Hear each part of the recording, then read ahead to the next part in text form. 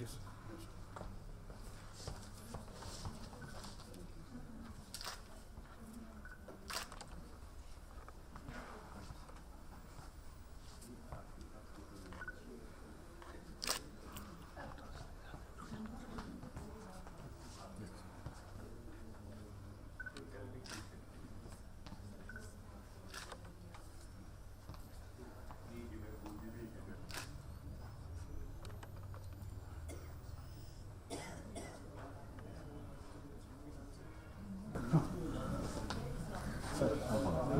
All the conspirators together.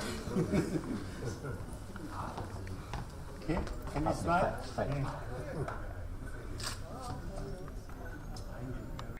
Good evening, everyone. A warm welcome to all our chief guest, Admiral Harinder Singh, to our distinguished panelist, Ambassador K.P. Fabian, Ambassador R.P. Singh, Mr. S.M. Mathur, Dr. John Cherian, Your Excellency, Mr. Syed Muazzam Ali, the High Commissioner of Bangladesh, Mr. Suhas Borkar, all other dignitaries, officers of the Merchant Navy, my Dufferin batchmates, and other guests. This documentary is about a true life story which occurred when our vessel MV Safir was caught in the war at Kuwait. On the 31st of July, 1990, the vessel entered Kuwait and commenced discharging. It was business as usual. On the 2nd August, Saddam Hussein attacked Kuwait, and our vessel and crew found themselves caught in the war. We as the ship owners, my late colleague Captain Ibrahim Modak, myself and one other party, we were the owners of the vessel. And we were very concerned what would have happened to the vessel because the communication lines had all gone completely dead. We just did not know what was happening, and we were trying to make a communication to the harbor master in Kuwait. Unfortunately, we were unable to communicate with anyone, and we found ourselves in a very helpless situation. What we did was we contacted the Iraqi attaché, who gave us a very short meeting. He told us he'll try and help us out. Then with the help of the Indian government, the shipping ministry, the MEA, various other authorities, we were able to secure the release of the vessel. Our biggest concern was the safety of the crew. And finally, with great resourcefulness, the master and the crew managed to sail out with 722 Indian nationals and brought them safely to Dubai, and they were all reunited with their families. This documentary will let you know how things unfolded, and I think we'll commence the screening now. Thank you very much.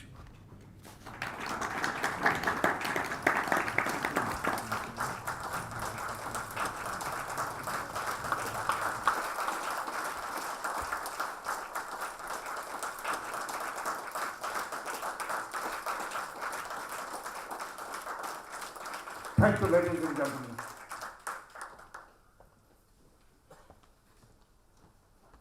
Ambassador Fabian, Captain Kekobad, Mr. Modak, Ambassador R.P. Singh, Mr. Borkar, Mr. John Cherian, Mr. Mathur, the High Commissioner for Bangladesh in India, ladies and gentlemen. It gives me great pleasure to be here with you all on this occasion of the release of the documentary about the Safir incident. In the course of my career, spanning some 40 years in the Navy, we often provided support to the merchant marine in various forms. These included help to distressed vessels, keeping harbors open, manning some ships when the tugs and crew were on strike and escorting merchant ships safely through troubled waters, such as we are doing now around the Horn of Africa. In 1986, my ship was also tasked to Aden for the possible evacuation of Indians, but it was subsequently called off. Naval ships have evacuated Indian diaspora, but this saga of the Safir was truly an extraordinary event, and I am not aware of another similar incident. Thank you, sir. Merchant marine plays an important role in keeping the economy of the country going. Some 90 to 95% of our trade is seaborne, and keeping the sea lanes open is a very big and important task. In the last World War, the merchant marine played an extremely important role, and the British Empire, of which we were a part, lost some 11.5 million tons of shipping.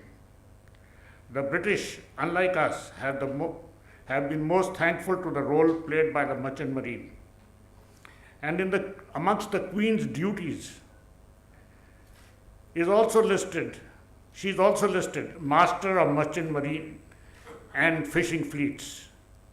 Members of the UK Merchant Navy have been awarded the top awards, including for gallantry, in the face of the enemy, including the Victoria Cross, George Medal, etc., during the Second World War for their brave conduct, and this has continued even post-war. To bring about official recognition of the sacrifices made by the merchant seafarers in the two world wars, and the British Merchant Navy has an official day of remembrance, the 3rd of September. Unfortunately, in changed times, when our wars have been short and essentially fought on land borders, we have been quite sanguine on the role of merchant marine. April 5 is celebrated as India's Maritime Day, but we haven't done much to recognize their actual contribution. But we all have full confidence in the unfailing determination of merchant marine to play their vital part in the defense of India. To each one, I would say that your task is no less essential to the country at war than that of the armed forces. I have known of many examples of people from the civilian and diverse backgrounds rising to the occasion and supporting the armed forces in their endeavors without expectations of any rewards, remuneration, or recognition. And this particular event also falls in this category of service to the country. Thank you, sir. It is obvious that this feat of daring by Safir has not received its due exposure and recognition in the media.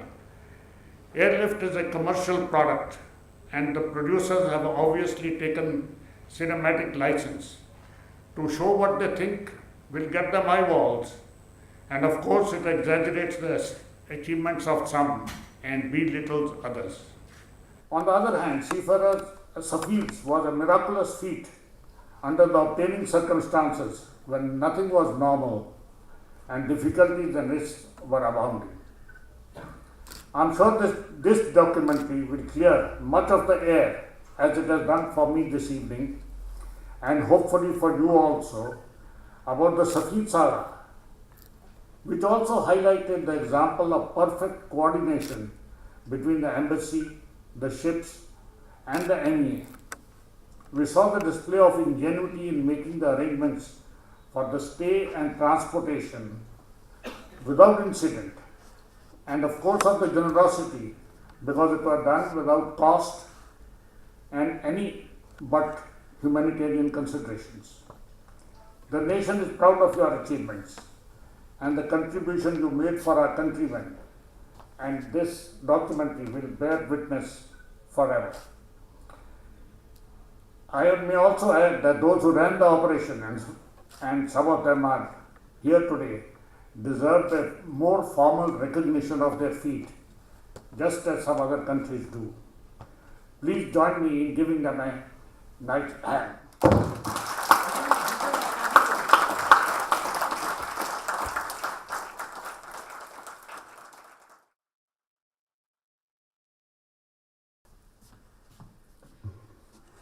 Admiral Harinder Singh, thank you very much for such glowing tributes that you have paid to us.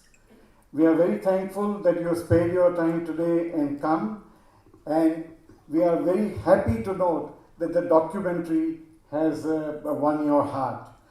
Thank you so very much, sir. Thank you very much.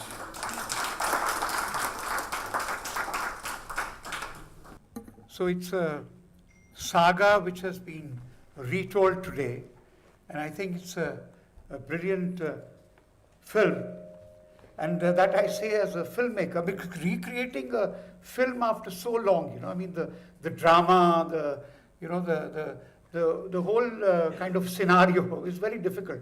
And you were lucky that you got that footage from the BBC. I think that gave a kind of authenticity and a credibility to the whole thing. So we have a very distinguished panel today. So first of all, let me thank the chief guest, Vice Admiral Harinder Singh, for those remarks, and that's very true that somehow this kind of saga has got unrecognized. In fact, there's a connection with IIC of this film, that on the 12th of March of 2016, we had a program here on that airlift. In fact, with the push of Ambassador Fabian, we had that program. And that was, we called that program the Kuwait Evacuation of 1990 and the Contemporary Narrative. And that airlift film had just then come out.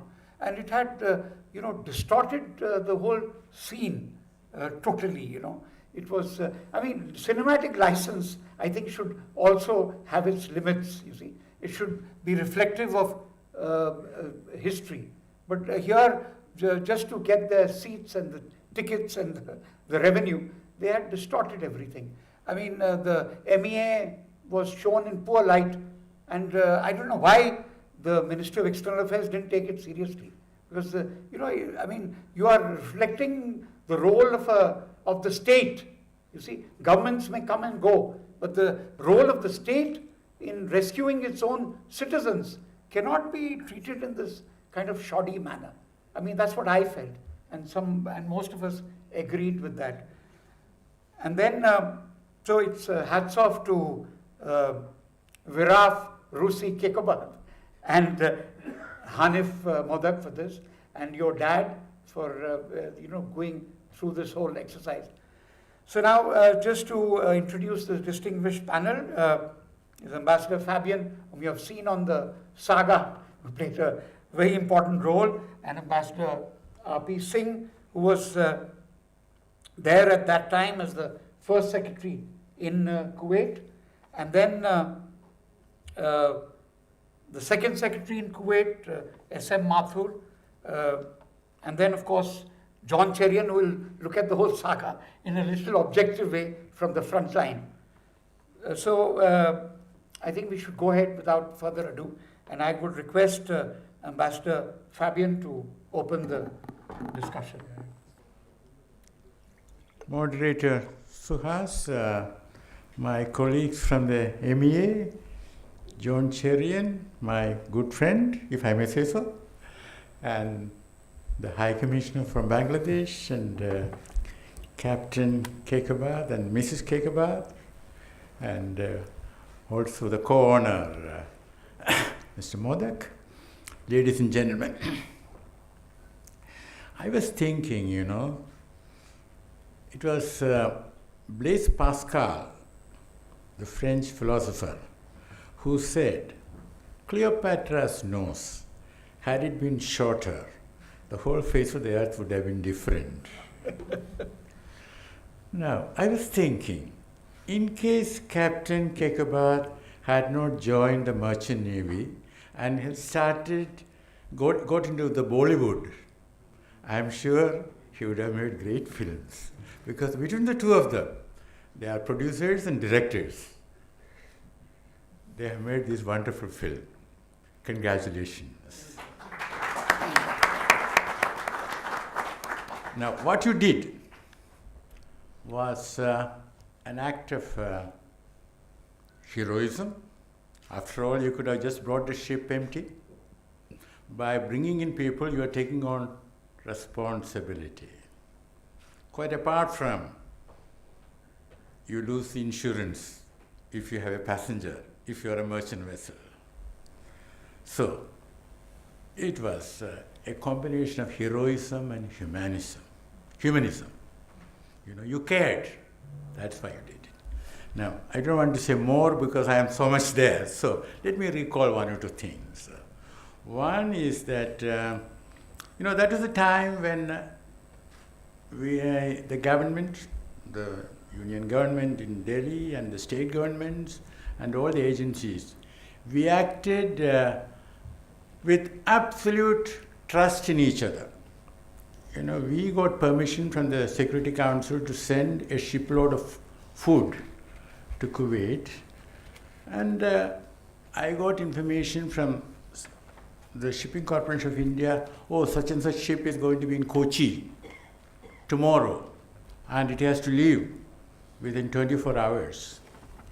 Well, what do? I rang up the Chief Secretary, said that the ship is there, we need the food. And so he said, what food? Well, what sort of food? So I said, listen, take into account that about 45 to 50% of the Indians in Kuwait are from Kerala, so you know what food. But also take into account what the non-Keralites would need. And you decide the quantities. I'm not going to tell you anything. He said, yes. Now, this is the beauty of it. He did not ask me for a letter in confirmation.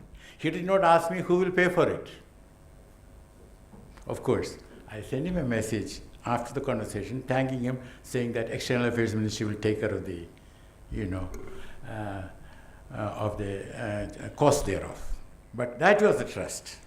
And when we had people in Amman at the airport, the Air India manager will tell me on the phone, 1,700, because we had to be very sort of economical with the telephonic talk, Well, I will ring up the Civil Aviation Secretary. Morning, sir, 1,700. Yes, Fabian. That's it. I didn't have to think about it. He would send the sufficient number of aircraft, So that was the trust, sort of thing, Now, one more thing. And he said we had the Air India evacuation, which started, but sometime, I don't know, it was October or so anyway, when I went there to Amman, I was having breakfast, and the Air India manager came to me with a very long face. So I said, what happened? Sit down and have coffee with me. No, sir. No breakfast. Why? Oh, yesterday they walked out on me. So he was quite emotional. Then I got the story right. The passengers were late in arriving, not their fault, because they were coming from different parts of the city and outside the city. And they were coming by bus, and the Jordanian police had the wonderful habit of stopping the bus, finding out how many people are there, looking at your face and looking at your passport photograph about 10 times. And if you do that for 120 passengers, old people, babies, and if another policeman stops you after another 5 kilometers, you can imagine that the passengers will not reach on time. So what happened was that Air India crew was ready, as usual, for 6 o'clock, and the last passenger came in at 9:30. So they walked out, saying that if we now fly, we shall be on duty for so many hours, which is beyond the stipulated and all that, and what is this? So he wanted me, the manager, who had the, to find accommodation and all that sort of thing for those passengers. He told me that, sir, you should speak to the crew. So I said, let me think about it. So what I did was, instead of speaking to the crew, I spoke to the Hindu correspondent, and I want to thank the Hindu group for that. John Cherian is sitting there. Firdaus Khirgamwala, did you know him? Yes, your former colleague. That's right. He was in the media, then he came to the Foreign Service, then he went back to the media. So he was in Bahrain, So I called him from Amman and told him, Firdaus, I want you to carry a story. Okay, what's the story? Story is that Air India has risen up to the occasion, national emergency. We have to evacuate our people. So, as far as Air India is concerned, even if the passengers come 1 hour late or 7 hours late, doesn't matter. Even if they have to be on duty non-stop for 10 hours or 20 hours, it doesn't matter. And all of us, those of us in the government and those of us who are not in the government, we all have to learn from Air India. So he laughed. Fabian, is it true? I said, it will be true if you carry the story. Then he said, but how can I carry the story? I said, simple. You just quote verbatim a senior joint secretary in Government of India. Nobody will find fault with you if it's a flop, because you trusted a joint secretary. It's natural. Well, the next morning, the Air India manager came with a big smile. Sir, there is no problem. They have told me that there will never be any problem. So, very innocently, I said, what happened? Oh, they say that there was some media report praising Air India. That's it. So, praise people, you get a lot. And without seeking anything in return, I praise you.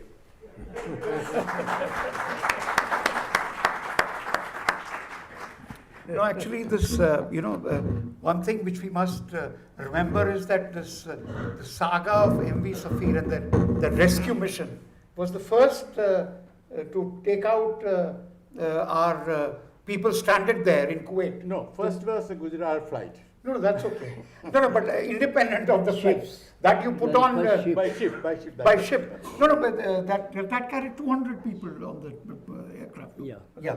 So that was our former Prime Minister's gutso that he managed it.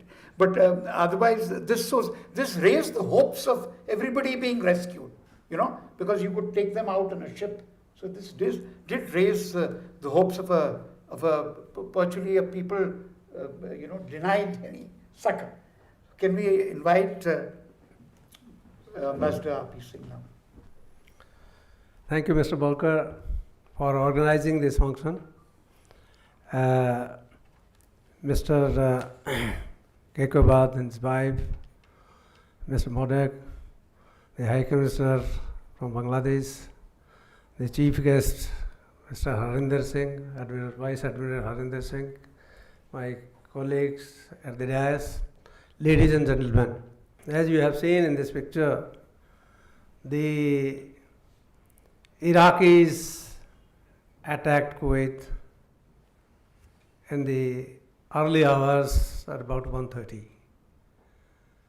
And we came to know about that invasion about 3:30.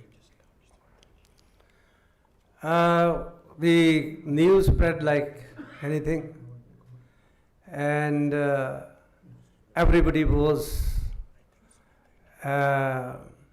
so scared that what to do now. Now in couple of hours, international telephone calls stopped. Similarly, the electricity and even the water, for some time it was not there. But I'll be very brief because I have been given only 4 minutes, which is not enough. But still, I'll try to cover it in time. Mr.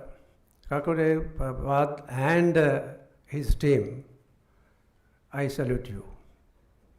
You did a wonderful job. You were the first in the history, and so far the shipping side is concerned, it was the biggest operation. And without anything to be charged, whether it was Government of India or the passengers. So immediately after we came to know about this, we informed the ministry, and Mr. Fabian, I.P. Khosla, and other senior officers of the ministry, they were in touch with us. But what happened, there was no connection to talk with them. So we somehow made connections with Baghdad. And anything was to be conveyed to the Ministry of External Affairs or in any other government departments, it was through Baghdad. And we'll send somebody, or even either other channels, some secret classified channels were also stopped. So it was a difficult time. And when Saddam Hussein announced, it was on 5th or 6th of August, that Kuwait is 19th province of Iraq. And that made everything difficult for all of us. And then also they said that there is no diplomatic communities to anybody. Because since it is 19th province of Iraq, so obviously our diplomatic communities were, finished. So we were just like any others. Of course, for us, for India, for Indian diplomats and all that, even the houses were safe to some extent. But in other cases, the Iraqi soldiers, they entered their houses by 6 or 7 o'clock on 2nd August. It was difficult. Later on, of course, there was hue and cry. The people will come to the embassy, Indian NRIs there. And I remember when first they came to embassy, there was about 15,000 people. And they said that we want to go away from here because now it seems that we will die here. And you have to make arrangements. So by the time Mr. Gujral came, accompanied by Ambassador Fabian, Ambassador I.P. Khosla, and some others, we were in a difficult situation. That somehow this difficult situation became a little easier after Mr. Gujral coming there, and it took about 200 people on, I think if I'm not mistaken, it was 20th of August. He took in the flight 200 people. After that, I think this 722 people, it's a record. And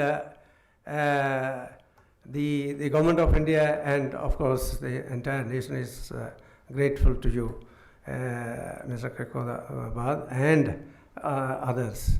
But after that, I just want to be brief, but I would like to say that after we were shifted on 24th of August to Basra, because the Iraqi government announced, Saddam Hussein announced that nobody in the embassies can stay after 23rd of August. And if they stay, then their electricity, their everything will be cut off in the embassies also, and you will be held responsible if something happens. We are not responsible because you don't have any diplomatic communities. So we also, like other embassies, we also shifted to Basra. But in our case, good thing was that they agreed that only the diplomats, they can come to Basra, and non-diplomatic staff we requested, in fact, they should be staying there because we were to organize the emergency certificates, passports, and travel documents for the people. They were about plus 160,000 people there. And most of them, I would say about 100,000 people didn't have any document because Kuwaitis, they had taken their passports and other documents with them, and they had run away by that time. Most of the important people, they had already gone. Some of them went to Saudi, some of them England and all that.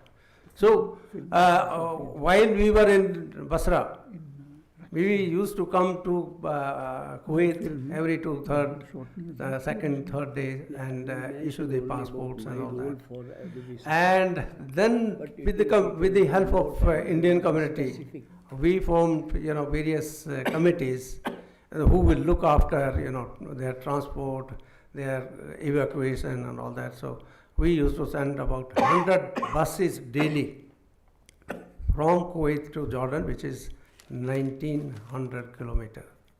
And I would like to point out that the picture airlift, it was a really hopeless picture so far as we are concerned, and in fact, so far as the government side is concerned, though we were retired, but Mr. Mathur from Jodhpur and myself here, we went to the ministry and spoke to Mr.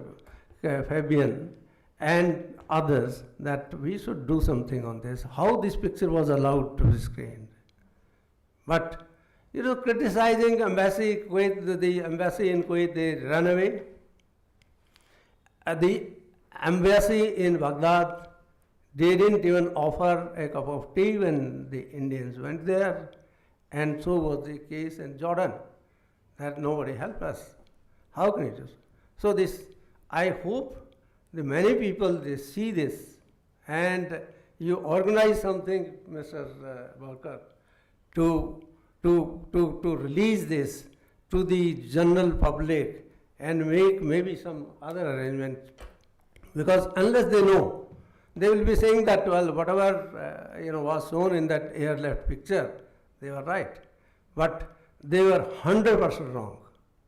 And the clear picture is here. So that's how it should be done, so that everybody knows what has happened. I would also like to mention, because there were 8 IF flights were sent to Basra, and there, by those flights, we had sent some dead bodies, which were wanted. The kith and kin of the people whose people had died. Those were brought, and in those flights, our family members, they were also sent. That was a commercial flights, in fact cargo flights, and we were not hopeful that they will reach Bombay, without any problems. But that was the time how we faced those situations. Anyway, I don't want to take much time because you have already cleared here.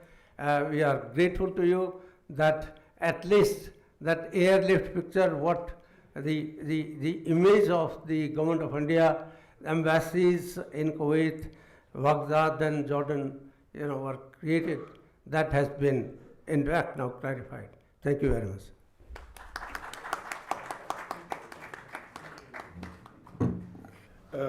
We have Mr. S.M. Mathur, who actually raised the red flag when the film airlift was being shot, because he is in Jodhpur, and that film was being shot in and around Jodhpur. They've recreated those desert scenes of Iraq and Kuwait.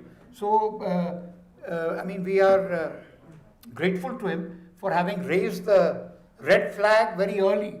But then, as Ambassador R.P. Singh mentioned, MEA didn't move up, there could have been some kind of intervention so that the correct historical facts should have been put. It is Captain Kekobad is here and Hanif Modak here, but it's terrible the kind of shots which were reflective of the saga of MV Safir. That guy, that captain sitting on a lungi on the wayside and asking for money, how much money will you give? It's terrible stuff, and it doesn't reflect on us as a nation, you see. And when we have come together and rescued these 1,77,000 of our citizens, and then we have these Padma awards being given all over, but none of these men were even mentioned in those in that award list. So this is, in fact, when we had that discussion on the 12th of March 2016, this was something we saw that because most of these meetings in IIC, the message gets to the government, somehow they have their various ways of reading messages from IIC. But that message has still not got through to them, that our saviors need to be honored.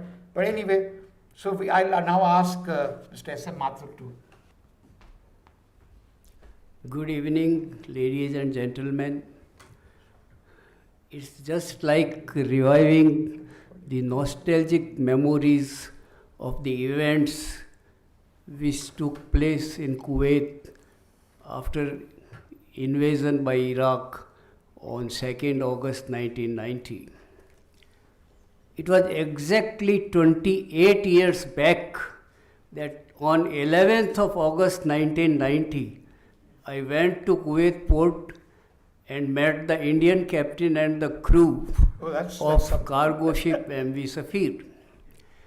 We had earlier received a message that they needed help from the embassy. When I went to the port, it was under heavy and tight security. We had to get the clearances, waited there for about 10-15 minutes. Then our car was allowed to go inside. When I went on the ship, Captain Jwale narrated the horrible experiences after the Iraqi army had taken over the port. At that stage, he requested me for 3 things.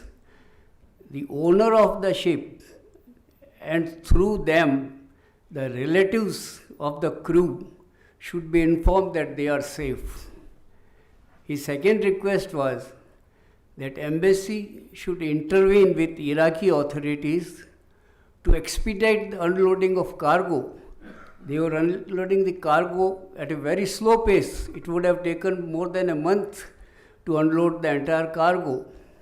His third request was that after the cargo has been unloaded, embassy should help in getting permission from the Iraq government for the ship to sail out of Kuwait. Now, MV Safir was a Panama registered ship, but Indian embassy was interested in the welfare and safety of the Indian crew. So I assured him every possible help from the embassy. Captain Jawali voluntarily offered to take as many persons as possible on that cargo ship when the ship finally sailed from Kuwait for Dubai after the cargo has been unloaded. I thanked him for the offer and I told him that it will definitely be considered. Our foreign minister, Mr. Gujral, reached Kuwait on 20th August in the evening. I received a message late in the night at my residence that I should bring the captain of the ship to the embassy next morning as Minister Gujral wanted to meet him. I went to the port again on 21st. Since Captain Jawale needed permission of the port authorities to leave the port and go with me to the embassy, I met the director of Kuwait port. He was a very senior Iraqi army officer. He was very cooperative and he immediately granted the permission. I brought Captain Jawali to the embassy. The whole area was fully crowded. There were 3,000 to 4,000 Indians waiting for Mr. Gujral to come and address them. With great difficulty, we entered the embassy. Now, all the events which happened later, like unloading of the cargo, preparation of the ship for departure, and arrangements made to facilitate the journey of 722 passengers on a cargo ship by the captain and the crew and owners of the ship, with the help and cooperation of Indian Embassy in Kuwait and Indian community in Kuwait and Ministries of External Affairs and Shipping, Indian Navy, all these have been documented very well in the documentary which we just saw. MV Safir was the first ship which evacuated people from Kuwait. And as has been mentioned, no money was charged either from the government of India or from any of the passengers.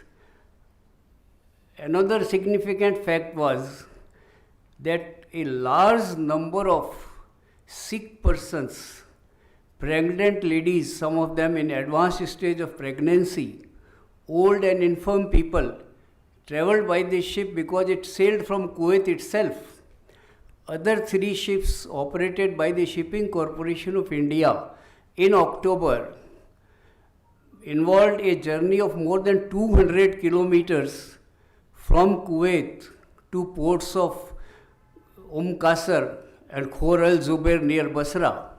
So it was a blessing for those people in distress that they boarded the ship from Kuwait itself. The ship sailed from Kuwait on 4th September and they reached safely Dubai on 6th September. The heroic and humanitarian saga of MV Safir has been very well brought out in the documentary. Our appreciation and praise for Captain Kekobad and Mr.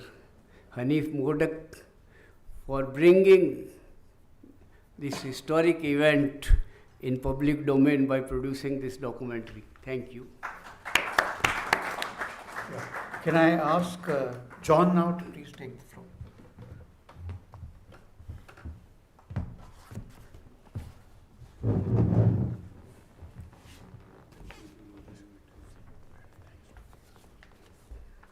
Distinguished audience and the heroes in front of us. I was a young journalist when all this was happening. I recollect rich people from Kuwait coming in their 4-wheel drives, passing through Delhi. And those were the rich refugees. But I didn't know much about the other people who suffered after the occupation of Kuwait started. This documentary is an eye-opener. I was telling Captain Kekobad, if you give it to a good Malayali film director, he'll make a better film than Airlift. And he was telling me that more than half the passengers were Malayalis. So I think you should explore that possibility. Anyway, I have requested him to write an article for Frontline, and he has agreed to do so. And a lot of people in Kerala will know about this, the adventure of the Safir. I don't know what exactly I have to talk about, but I can give a little bit of background about what happened before the invasion of Kuwait. From 1980 to 1988, there was this war which Iraq fought with Iran, with more than 1 million people died, most of them Iraqis. And in this war, Iraq was encouraged by the Americans to go to war, Americans and their allies in the region, Saudi Arabia, Kuwait. In fact, Saudi Arabia and Kuwait financed Iraq in the war. And after 8 years, with the war at a stalemate, there was a ceasefire. And instead of helping the Iraqi economy revive, the Saudis and the Kuwaitis refused to help Iraq, and in fact demanded that Iraq repay its debt of many billions of dollars. And what angered Iraq especially was the fact that when the Iraqis were dying, the Kuwaitis were stealing Iraqi oil, what's called as, slide drilling. And the Kuwaitis accepted that they did that, but there was some difference of opinion about the compensation to be paid. The Iraqis wanted $10 billion. The Kuwaitis said, no, we can only pay $8 billion. So all this led to the invasion of Kuwait. And as all of you know, Iraq never recognized Kuwait as an independent country right from the very beginning. They said that the Kuwait is a creation of the British colonial powers. And then also, as the documentary shows, that, you know, Iraqis had a special place for India in their hearts. You know, the photograph of Gujral and Saddam hugging was appreciated in many by certain sections of the media, but the international media especially was very critical of that hug. They thought that India was surrendering to Iraq. And Iraq, as you know, was one of the important actors in the non-aligned movement. In fact, because of the war with Iran, the non-aligned summit was shifted to Delhi. It was supposed to be held in Baghdad in 1983, the NAM summit. So I'm going into a little bit of background into the history to show that the situation in Kuwait was a little complicated, and the Americans had a big role to play in that tragedy. Because before invading Kuwait, Saddam thought that he had got a green signal from the Americans.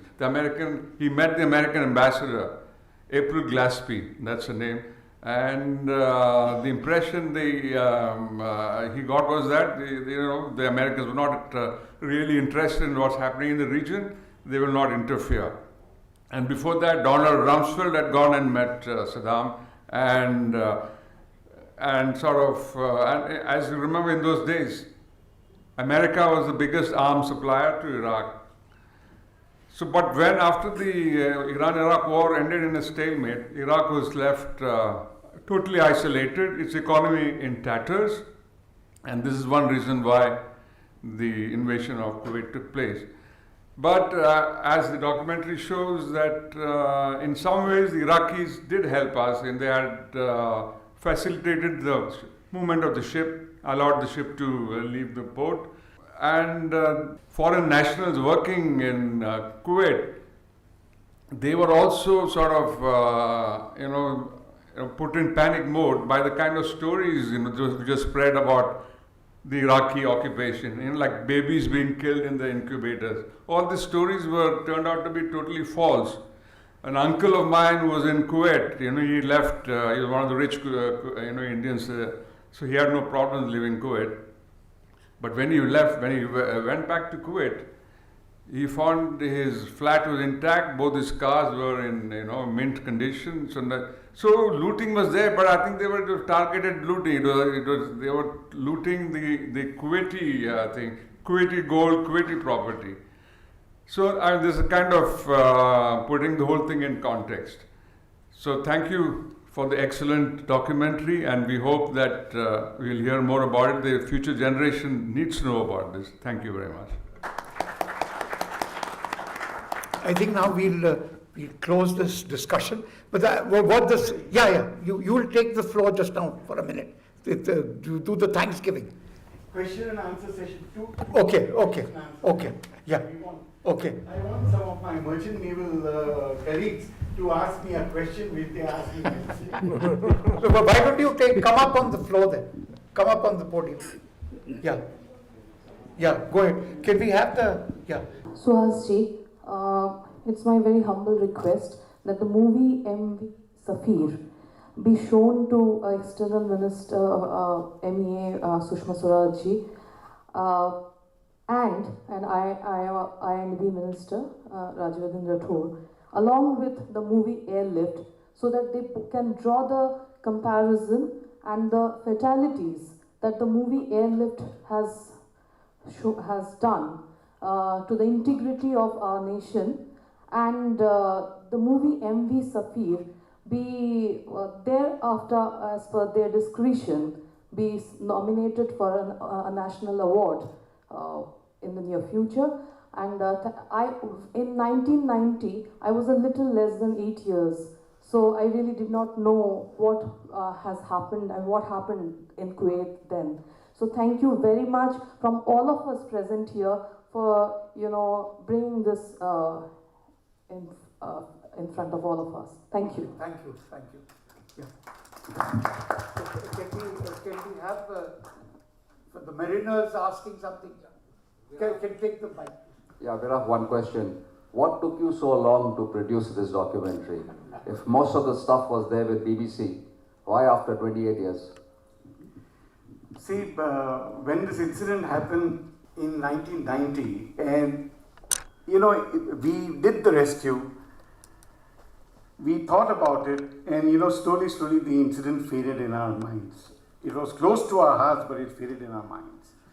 But in 2016, a movie called Airlift came, and Airlift totally distorted the facts. The facts were so badly distorted that the Indian government, as you heard from all these gentlemen, they were hurt. But to us, it was another absolute insult to the merchant navy, where they showed a vessel taking out garbage and a captain in lungi asking, Akshay Kumar goes to the jetty and asks the captain, 500 आदमी हमें बाहर निकालने हैं, क्या लोगे? Captain said $5,000. Then apparently Akshay Kumar, in his usual style, turned around and he started walking away. He said, the captain stopped him. Okay, I will take the people. How much are you willing to give me? So he said $200 or $100,000 for 500 people for a 2-hour journey.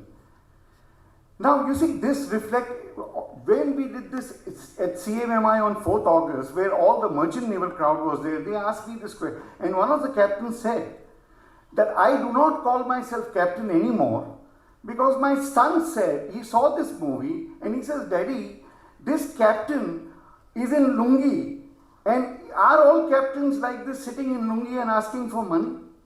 So basically we were wronged in a very bad way because Mr. Fabian had issued me a letter thanking us that we carried the people safely. But then Airlift cast a doubt. You see, we were the only ship which went out of Kuwait. So by implication, it was us who had taken the money. Not the owners, but the master and the crew. And let's not forget, 26 years is a very, very long. We took it upon us, Hanif and myself, in the memory of his late father also, that we have to put this correctly in the right perspective. No money was exchanged, and we had to communicate and get people back. Now, from 722 Indian nationals, there were 150 from Hanif's village.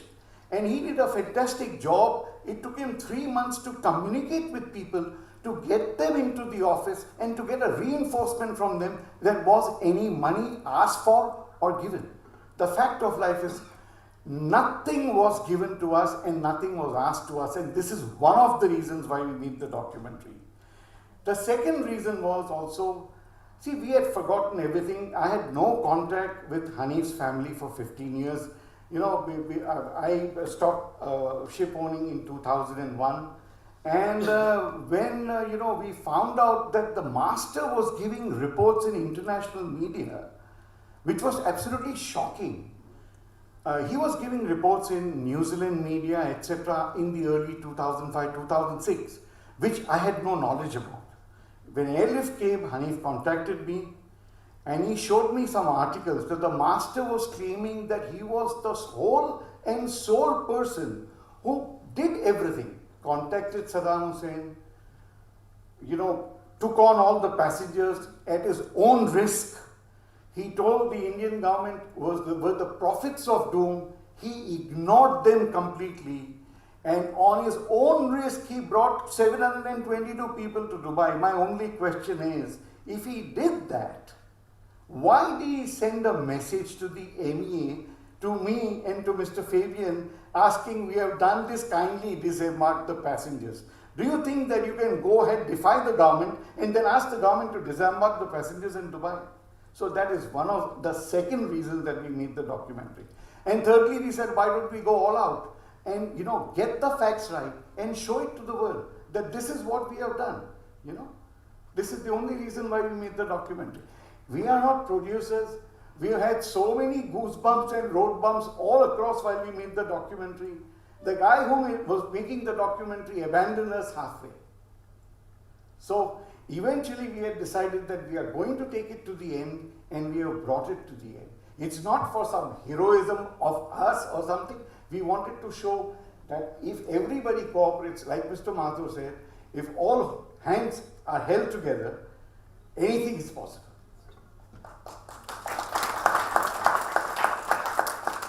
So, any other, if there is any other question, please ask me, or I would like, okay.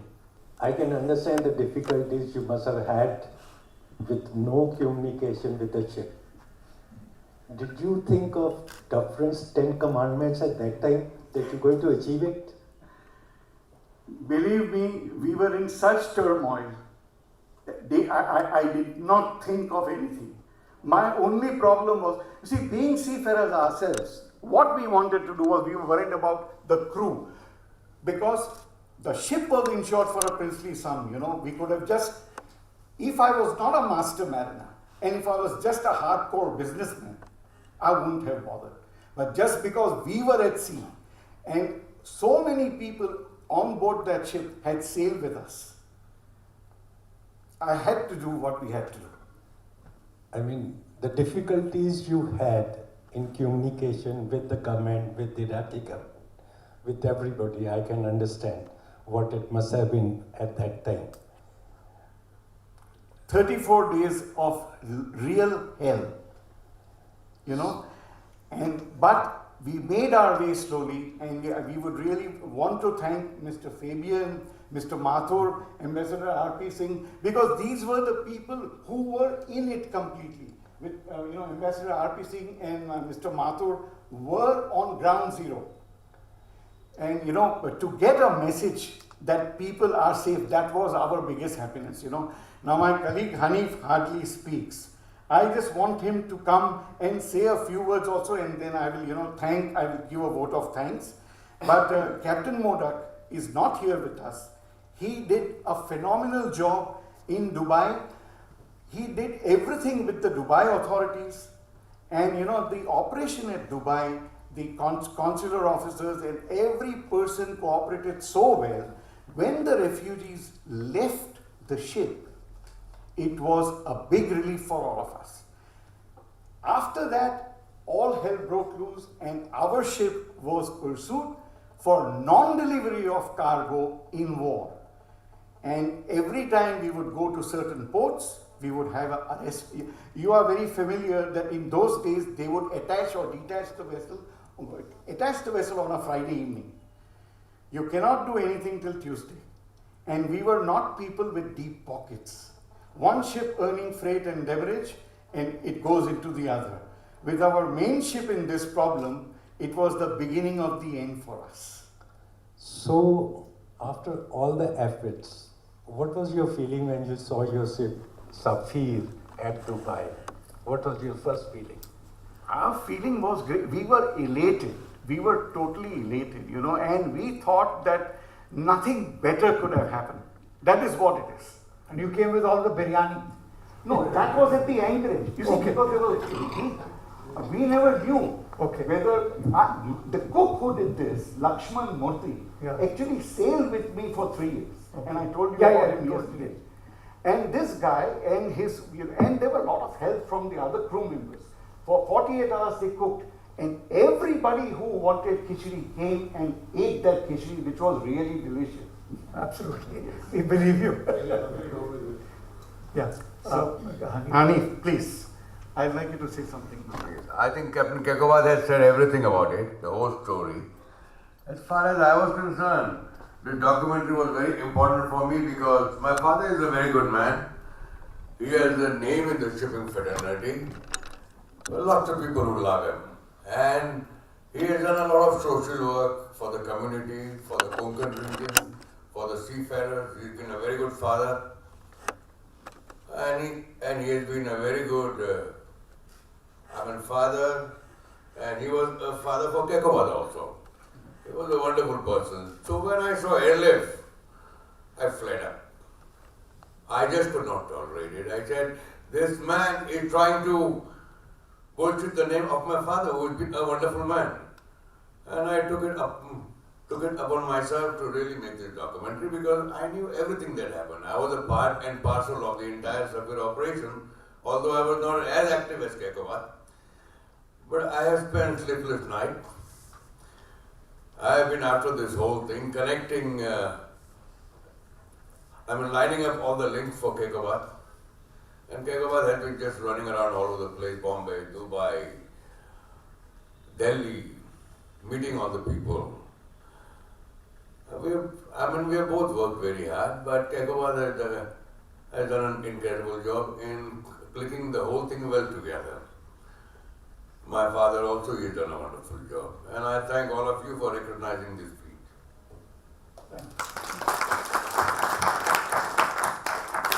I will also just say something that, we had some very good associates in Bombay. The Parekh group, they played a very big role. And we had another person called Dr. Muhammad Ali Patankar, who gave us the initial breakthrough with getting an appointment with the Iraqi attaché, And so these people played deep roles. They played what we call the role from the back, but without them, we would not have been able to get to the Iraqis or get to the government, or for us, it would have taken a longer time, So late Chotobhai Parekh, Suresh Parekh, Naresh Parekh did a fantastic job. They did a lot of work for us. Also, Mr. S.K. Mankar of PNI Services, because he undertook the complete responsibility and guided us through the insurance, We had a very tricky question. If you take a passenger, the insurance falls, what do we do? So we had a lot of things from them, so I wanted to thank them also personally. And now I would like to conclude and give a vote of thanks. I would like to thank the India International Center for, organizing and allowing us to put this documentary. I would like to thank Mr. Suhas Borkar, who has been a big guide for us in everything. I would like to most of all thank this distinguished panel of people, Ambassador Fabian, Ambassador R.P. Singh, Mr. Mathur, and Dr. John Cherian. And most of all, I would like to thank our chief guest, Admiral Harinder Singh, for giving us, what a big boost to the Merchant Navy, that he appreciated the efforts of the Merchant Navy, I thank you all for all that has been arranged, and I hope that we can take this documentary to a wider audience. I do not mind going to Kerala or anywhere and meeting the producer, but we would like to take this further. Thank you so very much.